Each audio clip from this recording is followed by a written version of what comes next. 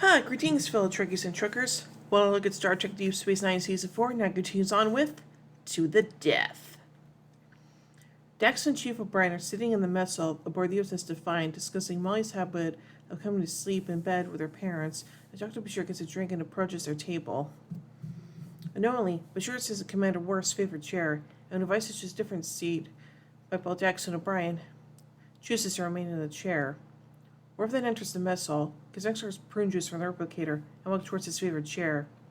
He stills for a moment when he sees Bashir in it, but only completes the distance to the table and silently waits while looking at him. Pretending to just have noticed him, Bashir holds the look for a few moments. Then with the music politely relinquishes his chair to the commander. Worf thanks him, but just as he's sitting down, a red alert sounds and all the senior staff are called to the bridge by Captain Sisko, where they find out that Deep Space Nine has been attacked and an upper pylon has been destroyed. On the attack portion of the station, a panicked Quark is running through the corridors looking for his brother Rom, who's working on one of the upper pylons. It finds out that he is fine and working with the damage control teams headed by Kira Nerys. Sisko then arrives, demanding to know what happened, and Odo reports that a Jem'Hadar strike team beamed in from a civilian transport, set off a bomb in Upper Pylon 3 before the crew could respond, stole supplies from science labs, and left through the wormhole. So far, 18 people are confirmed dead, with 31 missing and over 100 injured. They left only 45 minutes ago, meaning the ion trail can still be detected. Deciding that the Jem'Hadar must pay for this unprovoked attack, Sisko decides to leave immediately and pursue them. Bashir stays behind to assist the wounded, while Odo leaves with the rest of the Defiant crew. The Jem'Hadar used a magneton pulse to hide their trail, and the Defiant has trouble locating them. But stumbles upon a badly damaged Jem'Hadar attack ship on the verge of exploding. Worf notes that the Jem'Hadar that attacked the station came from a civilian transport, not an attack ship, so this can't be the same group. Sisko has the surviving group beamed aboard the Defiant without their weapons, which consists of 6 Jem'Hadar soldiers and their forward commander, Weyoun, who orders his men to stand down and asks for a word in private with Sisko. In the Defiant's mess hall, Weyoun says that their ship was attacked by the same Jem'Hadar who attacked Deep Space Nine. These Jem'Hadar are renegades, and Weyoun has been tasked with eliminating them, but he needs Sisko's help. Sisko is disbelieving, saying that the Dominion could send a fleet of warships to eliminate the renegades, but Weyoun simply says they simply don't have the time. Several months ago, a Dominion science team discovered the remains of an Iconian gateway in a remote outpost world, Vandros 4. Unfortunately, the science team's Jem'Hadar guards rebelled and seized control of the gateway. Weyoun guesses that the equipment stolen from Deep Space Nine, such as EPS power stabilizers, microfusion initiators, and photonic amplifiers, could be used to repair the gateway, which, if made operational, could enable the renegades to teleport instantaneously to any world or solar system in the galaxy. Dominion experts have already predicted that if the renegades convince the rest of the Jem'Hadar to revolt, they could take over the entire Dominion in less than a year. Though moved, Sisko claims that isn't his problem, but Weyoun begs to differ. If the Jem'Hadar seize control of the Dominion, they will certainly declare war on the Federation, and with the Gateway, they can invade any Alpha Quadrant world at will, even if the wormhole were shut down. Sisko is shaken, but still not entirely convinced. He asks why the Founders can't simply order the renegades to stand down, since, after all, obedience to the Founders has been genetically hardwired into Jem'Hadar's makeup. Weyoun, shifting uneasily, admits that the degree of the Founders' control over the Jem'Hadar has been somewhat overstated, but insists the Dominion is, and always will be, stable. Sisko, after considering the threat the Gateway poses to both their sides, reluctantly agrees to help Weyoun destroy it and kill the rebel Jem'Hadar. Aboard the bridge, Sisko informs Steve about their mission. Worf interjects that he was part of the away team from the USS Enterprise that discovered the Iconian homeworld in the Romulan neutral zone and was forced to destroy the Gateway they found there to keep it out of the hands of the Romulans. So Worf fully appreciates the danger the Gateway poses. Dax and O'Brien express some unease about working with Weyoun's Jem'Hadar, especially since they are as likely to revolt if they learn about the Gateway, which can help liberate their entire race. For that reason, Sisko warns they have to keep it a secret from them. In his quarters, Sisko summons first Omedi Klan, the Jem'Hadar commander. Omedi Klan makes no secret of his contempt for the Federation, but agrees that dislike is trumped by his duty to punish the renegades. Sisko makes clear that, for the duration of the mission, Omedi Klan and his men are under his command, not Weyoun's. Amedi Klein appears to accept this, but adds ominously, "After the mission is completed, we shall see." There was a joint briefing in the mess hall. Since the ziggurat that the renegades are using as a base, where the gateway is housed, is composed of solid neutronium, it cannot be destroyed from orbit with quantum torpedoes, which means that they have to do it the hard way, with a ground assault. Amedi Klein reports the number of renegades are around 150, and several officers remark that they don't like the odds. Worf remarks that silencing all 9 guards outside the ziggurat before one of them raises the alarm will be difficult. The Jem'Hadar Seked to Montarax taunts him that the much-touted Klingon bravery is a sham, and he will look forward to the day when the Dominion invades the Klingon Empire and massacres its people. Worf launches himself at the Jem'Hadar, but the two are pulled apart by Sisko and Amedi Klein. During a simulated assault, Dax, O'Brien, Odo, and Worf storm into main engineering, acting as their objective, neutralize 2 Jem'Hadar guards, and prepare to set simulated explosives. However, they hesitate. The room isn't as secure as they have not found and anticipated the third guard they were expecting. As they look for him, the lights blink on, signifying that, had that been real, the room's auto defense systems would have engaged to vaporize them all. Amedi Klein reveals there was no third guard, and nothing is certain in battle, and if the crew can't secure the room, then they should detonate explosives, then and there to ensure success. Obviously, the crew aren't thrilled about the prospect of possibly having to sacrifice themselves on the mission. He and Sisko and William enter a turbolift. Amedi Klein, insisting that their mission cannot succeed as long as the Federation's officers value their lives over success. Sisko disagrees, saying that healthy fear of death does wonders for keeping officers on their toes. Amedi Klein recommends that the Jem'Hadar train in mixed teams with the Defiant's crew, but William starts to overrule him, concerned for the secrecy of their objective. Amedi Klein interrupts, informing him that he and his men know all about the gateway.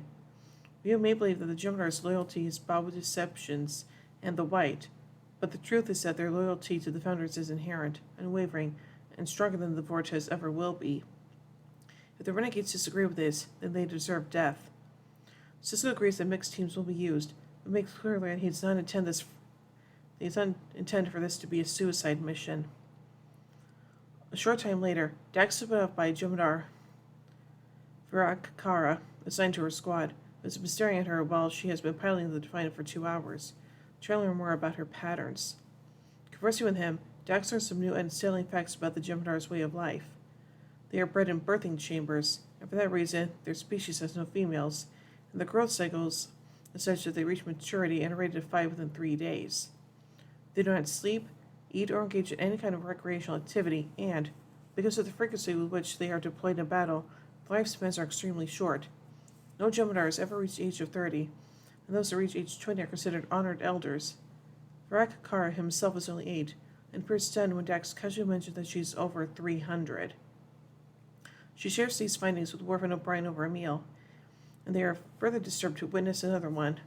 William is eating by himself in a corner when the Jem'Hadar enters with his white dispenser, and he grudgingly interrupts his meal to unlock and to pass out their next dosage. After this is done, Tamantarak swaggers over to the officer's table and threatens O'Brien, starting a fight with Worf which quickly escalates into a massive brawl between the Starfleet officers and the Jem'Hadar before Sisko and Amedi Klein arrive and break things up. Before Worf and Tamantarak admit to starting the fight, with the second admitting that he has failed to disobey orders. Amedi Klein punishes him by snapping his neck. He is then amazed and outraged when Sisko punches Worf by confining him to his quarters while not on duty for angrily ordering the other officers to clear the room. Amedi Klein says that Sisko is weak, that Sisko should have been killed in the place of Worf, and that when the mission is over, Amedi Klein will make sure that he does. William confronts Odo in a hall and tells him that his people still love him, and that they want him back. Odo says that he does not love them back, and that he does not want to return. As the Defiant approaches Vandros 4, O'Brien is recording a farewell message for his wife and daughter.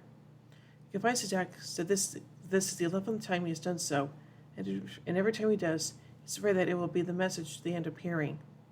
Dax assures him that her many years of experience tell her that he will die of extreme old age, peacefully in bed, and surrounded by loving friends and relatives. Then she adds that she will file his farewell message along the one she has recorded to her mother, just in case. Before going to his quarters as ordered, Worf reports to Sisko Engineering and warns him to stay on the ship during the battle, so Mediclon cannot make good on his threat to murder him. Sisko declines, and Worf tells the captain to be watchful, reassuring him that, even if a Mediclon succeeds in killing Sisko, Worf will make sure he does not live to brag about it. In response, the captain smiles slightly and says that he is very comforted by Worf's reassurance. As the Defiant is approaching the planet, O'Brien hands off phaser rifles to the crew and reluctantly to the Jem'Hadar.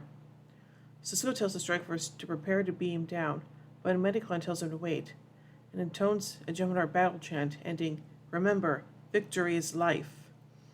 On the planet, the teams are approaching the Ziggurat, when Mediclon angrily whispers that they have been betrayed.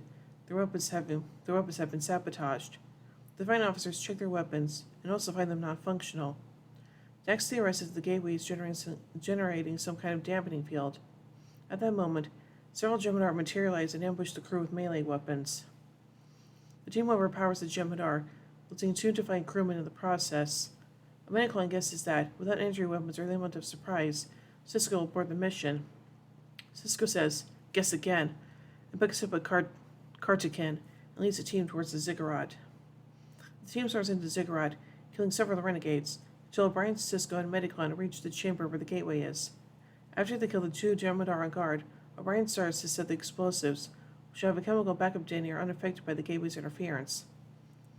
Sisko notices a decloaking Jem'Hadar lunging on a Mediclon and pushes him out of the way, receiving a wound in his arm for his trouble. A Mediclon is stunned that Sisko would risk his life to save his, even after being threatened.